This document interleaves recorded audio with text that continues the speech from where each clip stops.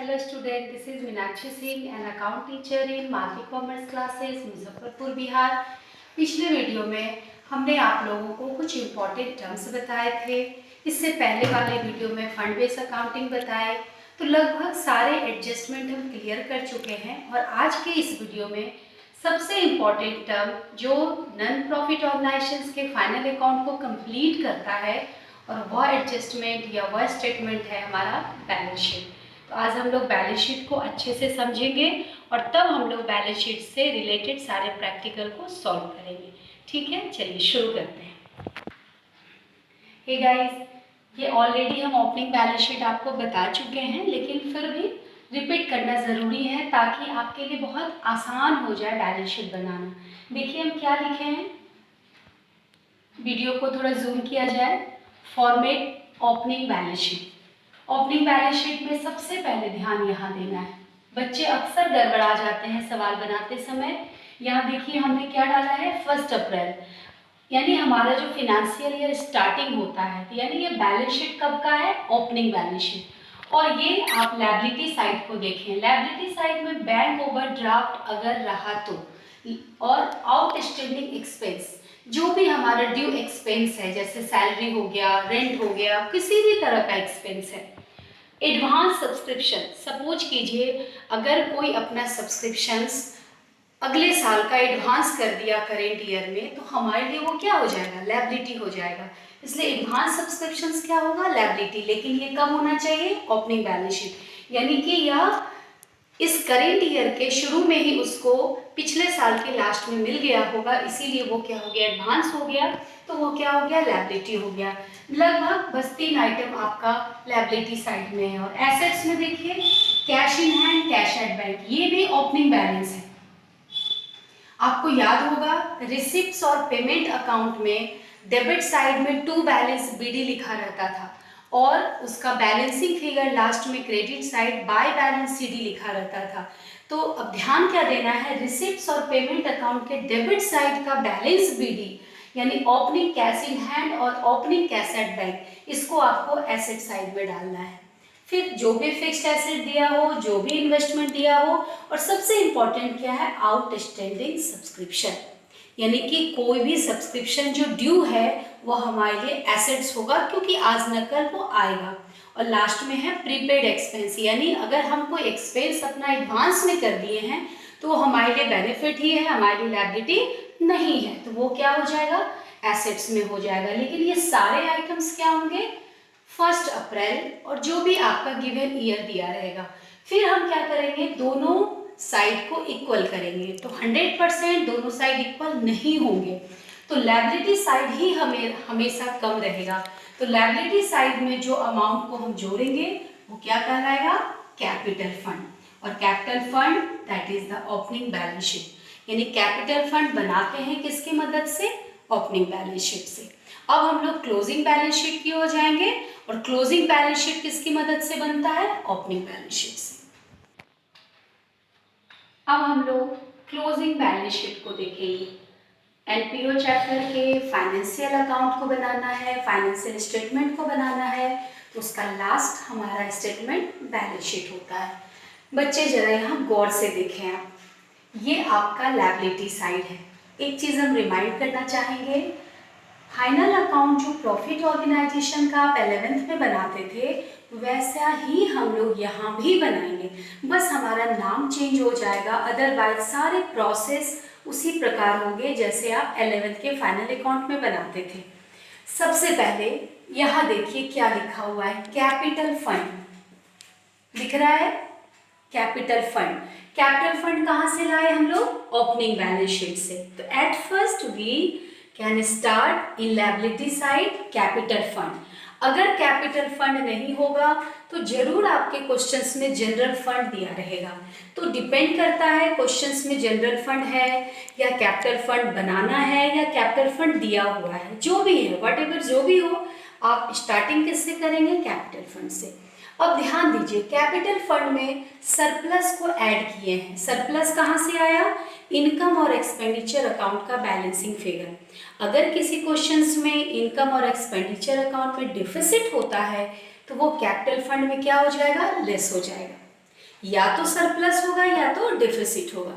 यानी capital fund में हम लोग सरप्लस को ऐड करेंगे और अगर डिफिसिट हुआ तो लेस करेंगे। ये काम खत्म करके हम देखेंगे क्वेश्चन में, अगर कोई स्पेसिफिक फंड है जो कल हम लोग वीडियो में सुने थे, जो फंड में से अकाउंटिंग स्पेशल पर्पस के लिए होता है, तो अगर कोई भी फंड स्पेशल हो, जैसे बिल्डिंग फंड, अगर कोई बिल्डिंग फंड है तो उस फंड का जो भी बैलेंस है वो हम लेंगे, और उसमें अगर कोई डोनेट किया है स्पेशल फॉर बिल्डिंग के लिए तो उसको हम लोग ऐड करेंगे। और बिल्डिंग फंड इन्वेस्टमेंट, अगर बिल्डिंग फंड में हम इन्वेस्टमेंट किए हैं और उससे अगर कोई इंटरेस्ट आ रहा है, कोई इनकम आ रहा है, उस इनकम को हम इसके साथ ऐड कर देंगे और सम टोटल हमारा वो क्या हो जाएगा, बिल्डिंग फंड हो जाएगा। सेम वैसा ही स्पोर्ट्स फंड है, ऐसे भी मैच फंड का एग्जाम्पल हम दे चुके थे। स्पोर्ट्स फंड में भी जो भी बैलेंस होगा वह लेंगे, अगर कोई डोनेशन किया है स्पोर्ट्स फंड पे तो उसको ऐड करेंगे। अगर स्पोर्ट्स फंड इन्वेस्टमेंट भी है तो स्पोर्ट्स फंड इन्वेस्टमेंट एसेट्स होता है, लेकिन उस पर जो इंटरेस्ट आता है वो हमारे स्पोर्ट्स फंड को इंक्रीज करता है। तो interest on sports fund investment, उसको भी हम लोग स्पोर्ट्स फंड में ऐड करेंगे।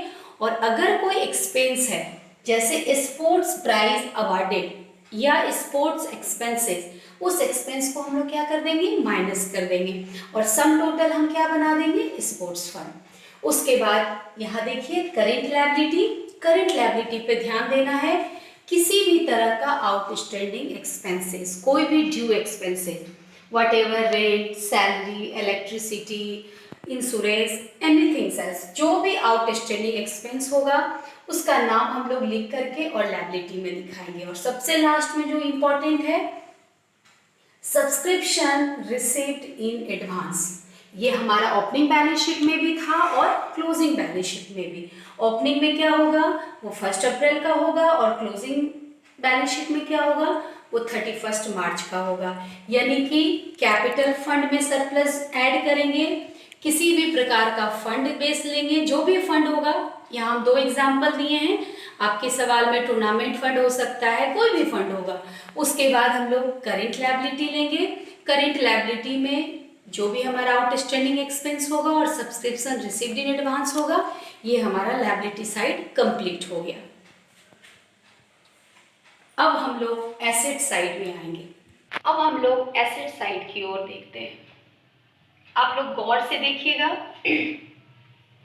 एसेट्स भी वैसे ही तैयार होता है जैसे प्रॉफिट ऑर्गेनाइजेशंस का बैलेंस शीट का एसेट्स बनता है। यहाँ देखिए, सबसे पहले हम क्या लिखे हैं, फिक्स्ड एसेट्स। जो भी आपके प्रैक्टिकल प्रॉब्लम्स में फिक्स्ड एसेट्स होगा, जैसे लैंड हो गया, बिल्डिंग हो गया, फर्नीचर हो गया, कोई भी तरह का फिक्सचर्स हो गया, वो सब क्या होता है, हमारा फिक्स्ड एसेट्स होता है। यहाँ एग्जाम्पल के लिए हम 2-3 लिखे हैं, जैसे बिल्डिंग है तो बिल्डिंग का अमाउंट डाल देंगे, और अगर उस पर डिप्रिशिएशन लगा है तो डिप्रिशिएशन हमारे लिए लॉस होता है, वह हमारे एसेट्स के वैल्यू को डिक्रीज करता है। तो हम लोग क्या करेंगे, बिल्डिंग में अगर कोई डिप्रिशिएशन हुआ है उसको लेस करके हम लोग यहाँ पे राउंड फिगर लिखेंगे। सेम अगर फर्नीचर है तो फर्नीचर का अमाउंट लिखेंगे और उस पर अगर कोई डिप्रिशिएशन है तो उस डिप्रिशिएशन को हम लोग यहाँ माइनस करेंगे और यहाँ राइट डाउन करेंगे। लैंड है, लैंड का अमाउंट लिखेंगे। इसके बाद एक इम्पॉर्टेंट टर्म है इन्वेस्टमेंट, नाम सुने होंगे आप लोग। इन्वेस्टमेंट क्या है, हमारे लिए फिक्स्ड एसेट्स है और इस इन्वेस्टमेंट को हम लोग इसमें दिखाएंगे। इस इन्वेस्टमेंट के अलावा कोई भी फंड इन्वेस्टमेंट हो, ध्यान देंगे आप लोग, कोई भी फंड इन्वेस्टमेंट हो, sports fund investment, building fund investment, tournament fund investment, pavilion fund investment, कोई भी फंड अगर हो तो वो लायबिलिटी साइड जाता है, ठीक है। और कोई भी फंड का इन्वेस्टमेंट हो तो वो एसेट साइड होता है, क्योंकि वो फंड का अमाउंट क्या हो गया है, इन्वेस्टेड हो गया है, यानी उस पर अब इंटरेस्ट मिलेगा, वो हमारे लिए इनकम हो गया, इसीलिए उसको हम किस साइड दिखाते हैं, एसेट साइड में। तो देखिए यहाँ हम लिखे हैं building fund investment, sports fund investment, ये आपका फिक्स्ड एसेट्स हो गया। अब आते हैं हम लोग करेंट एसेट्स पे। अब हम लोग करेंट एसेट्स लेंगे। करेंट एसेट्स आप लोग को पता ही होगा, उसमें सबसे पहले outstanding subscription, outstanding subscription, accrued interest, accrued means earn income, यानी जो इनकम आया नहीं है लेकिन वो आ चुका है हमारे पास, बस हमारे हैंड में रिसीव नहीं हुआ है, उसको हम क्या कहते हैं, एक्योर्ड इनकम। प्रीपेड एक्सपेंस, कोई भी एक्सपेंस अगर एडवांस में हम पेड कर दिए हैं, जैसे रेंट है, इंश्योरेंस है, एक्सेट्रा है, तो प्रीपेड एक्सपेंस भी हमारा जाएगा। और लास्ट में देखिए कैश इन हैंड और कैश एट बैंक, हम दोबारा इस चीज को बोल रहे हैं, रिसिप्ट्स और पेमेंट अकाउंट के क्रेडिट साइड में जो बैलेंसिंग फिगर था बाय बैलेंस सीडी, रिमाइंड कीजिए, रिसिप्ट्स एंड पेमेंट अकाउंट के क्रेडिट में by balance CD, that is cash in hand, cash at bank, जो क्लोजिंग बैलेंस था हमारा, वो हमारा कहाँ आ जाएगा, क्लोजिंग बैलेंस शीट के एसेट साइड में। और ये बनाने के बाद हम लोग का ऑटोमेटिकली लायबिलिटी और एसेट्स दोनों साइड क्या हो जाएगा, टैली हो जाएगा, यानी कि बराबर हो जाएगा। ओपनिंग बैलेंस शीट कभी बराबर नहीं होता है, उसके लिए कैपिटल फंड हमको बैलेंसिंग फिगर निकालना पड़ता है, और क्लोजिंग बैलेंस ऑटोमेटिक टैली हो जाता है। तो ये हमारा आज का वीडियो था, जिसमें मैंने आप लोगों को बैलेंस शीट बताया।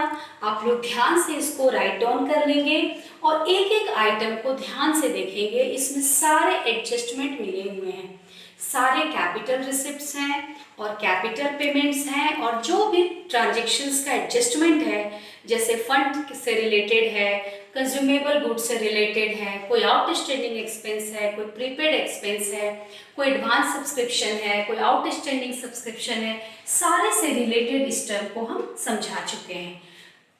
आप लोग कमेंट करके जरूर बताएंगे, अगर कोई प्रॉब्लम होगी तो आप पूछ सकते हैं। और ये वीडियो हमारा यहीं पे एंड हो रहा है, नेक्स्ट वीडियो के लिए थैंक यू सो मच।